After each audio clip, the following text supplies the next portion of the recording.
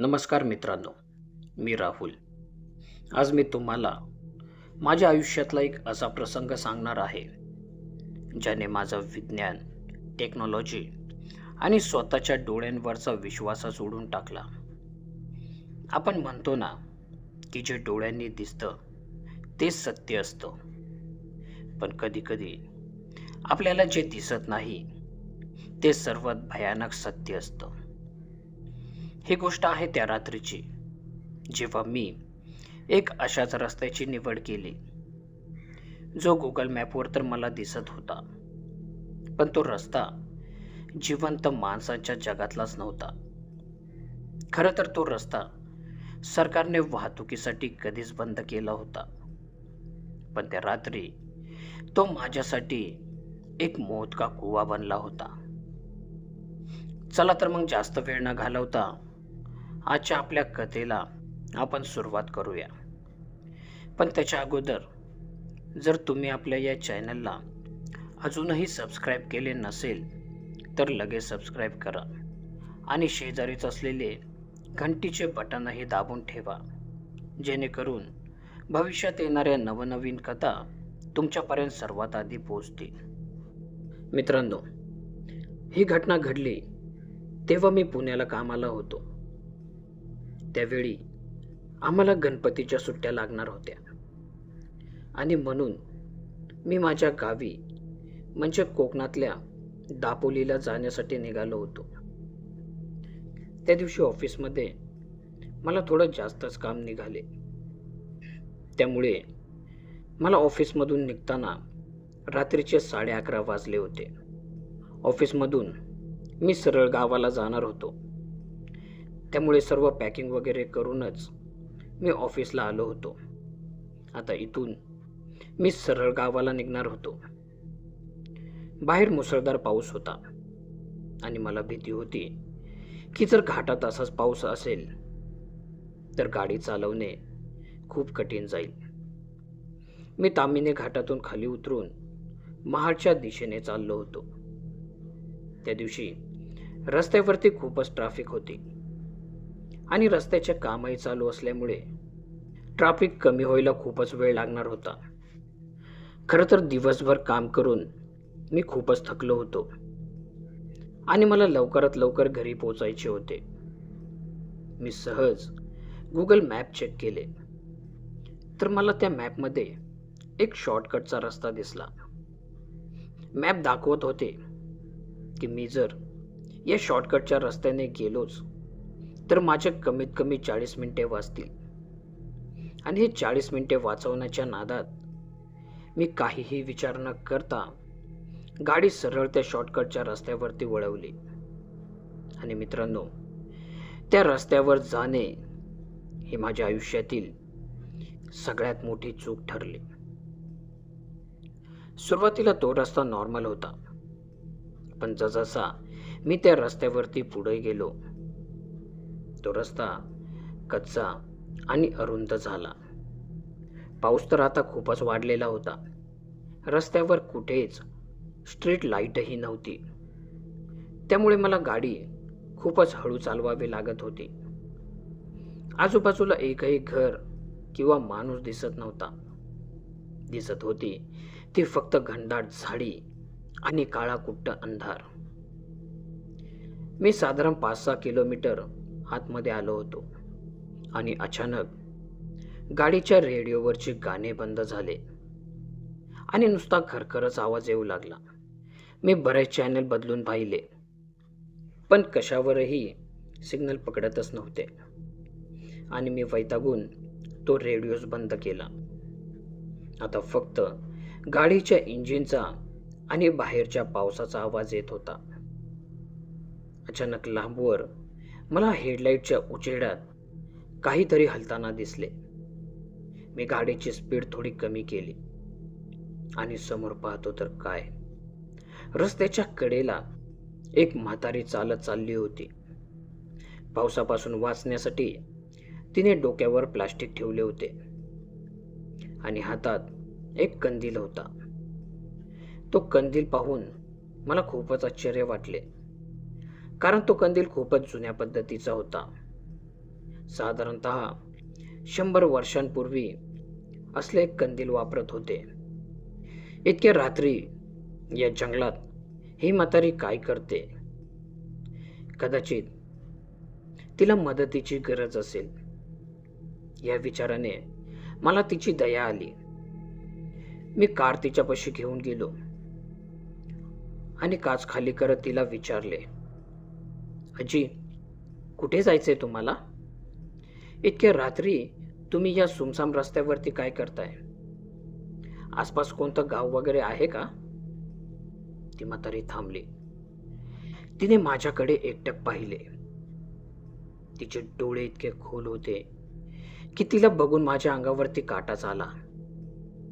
तिने न बोलता फक्त बोटाने मला समोरच्या दिशेने इशारा केला आणि एकदम विचित्र आवाजात ती म्हणाली, सरळ जा, फक्त सरळ जा, कुठेही थांबू नकोस आणि चुकूनही मागे वळून बघू नकोस.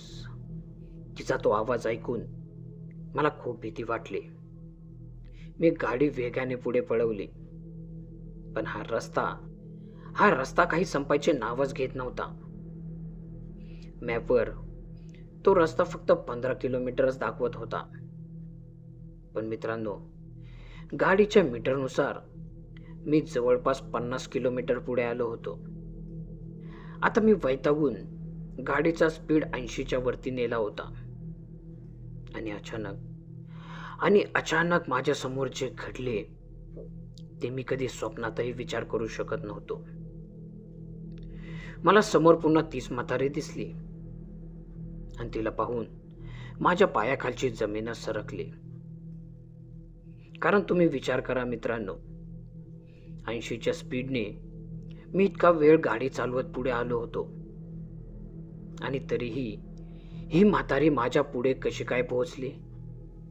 मी तिथे गाडी न थांबवता आणखीन स्पीड वाढवली. गाडी आता खूपच वेगाने धावत होती. पण पुढच्या क्षणी ते घडले जे बघून माझ्या काळजाचा ठोका चुकला. मी खिडकीच्या बाहेर पाहिले तर ती म्हातारी चक्क माझ्या गाडीच्या बरोबरीने पळत होती. हो मित्रांनो, 100च्या स्पीडने धावणाऱ्या गाडीच्या खिडकीपाशी ती म्हातारी अगदी सहज पळत होती. तिचे पांढरे केस वाऱ्यावरती उडत होते आणि ती मान वळवून माझ्याकडे एक भयानक पद्धतीने हसत होती. तिचे लाल डोळे माझ्याकडेच बघत होते.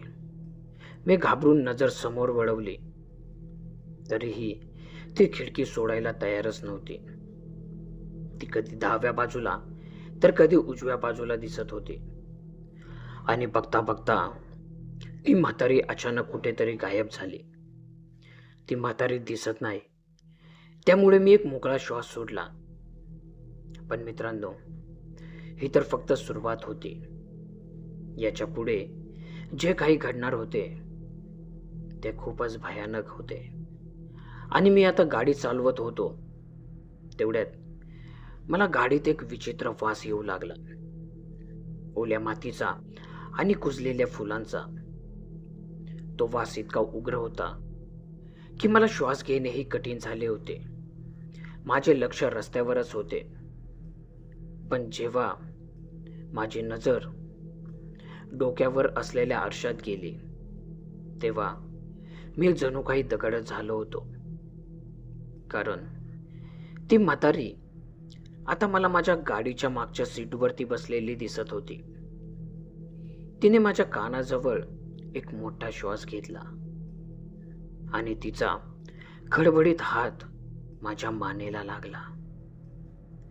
ती म्हातारी जोरात ओरडली, मी तुला सांगितले होते ना, थांबू नकोस आणि मागे तर बघू नकोस, पण तू नाही ऐकलं. आता तू माझ्या सोबत येणार. मी पूर्णपणे हादरलो होतो. मी बाजूला पाहिले तर ती आता माझ्या शेजारच्या सीटवरती येऊन बसली होती आणि तिला पाहताच मी खूप घाबरलो. माझे हृदय जोरजोरात धडकू लागले. काय करावे मला काही सुचत नव्हते. मी जोरात हँडब्रेक मारला. गाडी रस्त्यावरून खाली उतरली आणि शेजारी असलेल्या चिखलात फसले. ती म्हातारी जोरात ओरडली, हा रस्ता जिवंत लोकांसाठी नाहीये. आता तुला पण आमच्या सोबतच यावे लागेल. तिने तिचा हात माझ्या गळ्याकडे नेला आणि माझा गळा ती जोरजोरात दाबू लागली. आता मला कळून चुकले होते की आजची रात्र ही माझी शेवटची रात्र आहे. मी माझ्या आई वडिलांना, बायकोला आणि लहान मुलांना आठवू लागलो आणि इतक्यात माझ्या लहान मुलीचा चेहरा माझ्या डोळ्यासमोर आला. मला इतक्या लवकर नाही मरायचे. मला माझ्या मुलांसाठी जगायचे होते आणि हीच ताकद मी पूर्ण एकवटली आणि जोरात दरवाजा ढकलून मी कारच्या बाहेर उडी मारली. मी जीवाच्या आकांताने धावत सुटलो. रस्त्यात चिखल, काटेकुटे, जंगली जनावरे, मला कशाचाच फरक पडत नव्हता. मला फक्त एकच कळत होते की मला इथून लांब कुठेतरी पळायचे आहे, त्या म्हातारीपासून लांब. आणि मी बराच वेळ पळाल्यावर मला एका ठिकाणी प्रकाश दिसला. मी पळत त्या प्रकाशाच्या दिशेने निघालो आणि जवळ जाऊन पाहिले तर तिथे एक घर होते. मी त्या घराचा दरवाजा वाजवला. त्या घरातून एक 60 वर्षांच्या काकांनी दरवाजा उघडला. मी पटकन घरामध्ये शिरलो आणि कडी लावून तिथेच बसलो. मला अशा अवस्थेत पाहून ते काकाही खूप घाबरले. त्यांनी मला खुर्चीवर एका जागी बसवले. काही वेळ मी तिथेच बसून होतो आणि थोड्या वेळाने मी शुद्धीवरती आलो. तेव्हा मी काकांना घडलेली सर्व घटना सांगितली. ते काका एकदम गंभीर झाले आणि मला म्हणाले, अरे बाळा, तो रस्ता सरकारने 20 वर्षांपूर्वीच बंद केला आहे. 20 वर्षापूर्वी तिथे एक अपघात झाला होता. त्या अपघातामध्ये एक बस पलटी झाली होती. त्या बसमधले सर्व लोक देवाघरी गेले, पण ती एक म्हातारीच त्या जिवंत वाचली होती आणि ती म्हातारी तिच्या मेलेल्या नातवाला शोधत होती. तिचे मानसिक संतुलन बिघडले आणि ती या जंगलात भटकू लागली. ती जोरजोरात तिच्या नातवाला आवाज देत असायचे आणि असे करत करत एक दिवस ती या जंगलात मेली. आणि तेव्हापासून त्या म्हातारीचा तृप्त आत्मा या रस्त्यावरतीच फिरत असतो आणि या रस्त्यावरती येणाऱ्या जाणाऱ्या लोकांना ती जिवंत सोडत नाही. तिला असे वाटते की तिच्या नातवाचे या लोकांनीच काही बरे वाईट केले आहे. काकांचे हे बोलणे ऐकून मला अजून भीती वाटू लागली. ती रात्र मी त्या काकांच्या घरातच घालवली. पण सगळ्यात भयानक गोष्ट म्हणजे दुसऱ्या दिवशी सकाळी मी काही गावकऱ्यांना घेऊन त्या रस्त्यावरती गेलो जिथे काल रात्री मला ती म्हातारी दिसली होती. आणि आता मी समोर जे काही पाहत होतो ते पाहून मला माझ्या डोळ्यांवरती विश्वासच बसत नव्हता. कारण मी तिथे पाहिले की तिथे माझी नवीन कोरी कार तर होती, पण आता ती पूर्णपणे गंजलेली होती. तिच्या काचा फुटलेल्या होत्या. कारमध्ये 2-3 फूट गवत उगवले होते. जणू काही ती कार गेल्या 50 वर्षांपासून तिथेच पडून आहे. पण हे कसं काय शक्य आहे? मी तर काल रात्रीच इथे कार सोडली होती. पण यापेक्षाही भयानक गोष्ट म्हणजे गाडीच्या आतमध्ये होती. गाडीच्या मागच्या सीटवरती तो कंदील पडलेला होता आणि त्या कंदीलमधली वात अजूनही जळत होती.